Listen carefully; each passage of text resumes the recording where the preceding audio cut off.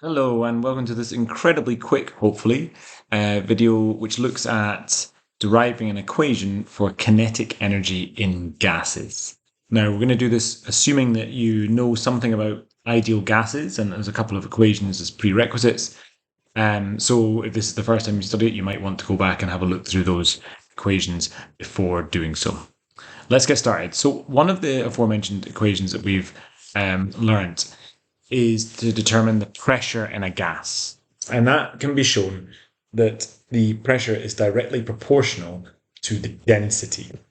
Hopefully you're familiar with this equation. P, the pressure, is equal to 1/3 of rho, which is the density, times v squared. And this v squared is going to be important for later. V squared is the speed of the particles inside the gas, obviously squared, and it's an average speed because remember, when we're dealing with gases, we have a distribution of speed, some particles moving quickly, some moving slowly, and so this is kind of an average speed, and we'll get onto the exact terminology for that at a later time.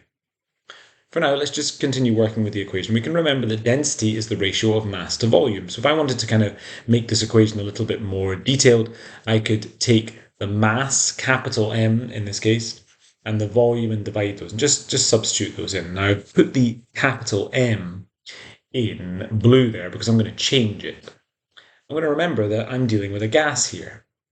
Now that gas is presumably made up of N particles, capital N particles, with identical mass M, and that's a small m.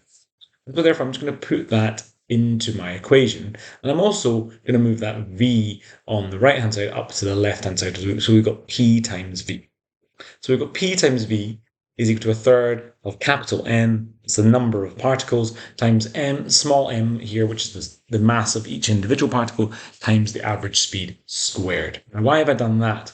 We remember that for an ideal gas, the following holds, that P times V, the product pressure times volume, is directly proportional to the temperature.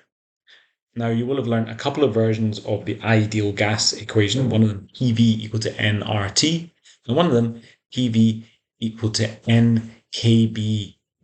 So you can see there, we've just substituted my PV for nKBT. And why are we chosen this form? Well, the reason we've chosen that is because we've now got two capital N's on the right-hand side, and those are going to be cancelled, so that we can be left with kBt is equal to 1/3 of mv squared.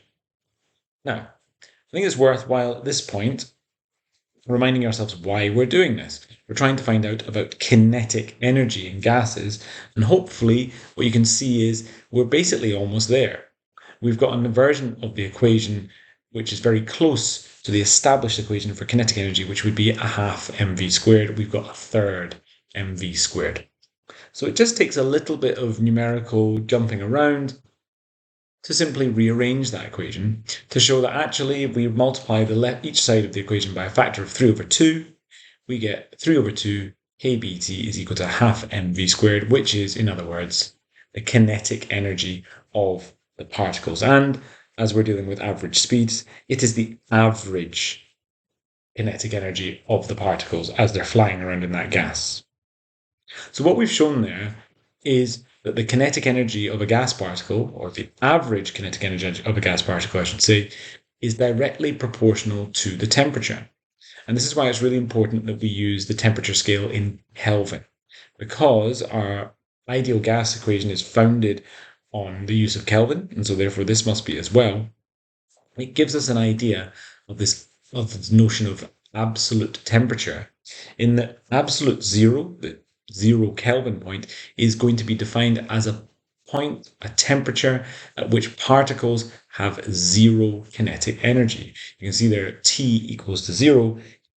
The kinetic energy is also going to be equal to 0, and so therefore we can define our absolute zero in that way. And we couldn't do this if we were using Celsius scale, simply because the maths wouldn't work out and the equations wouldn't fit. Okay, a lot to unpack there.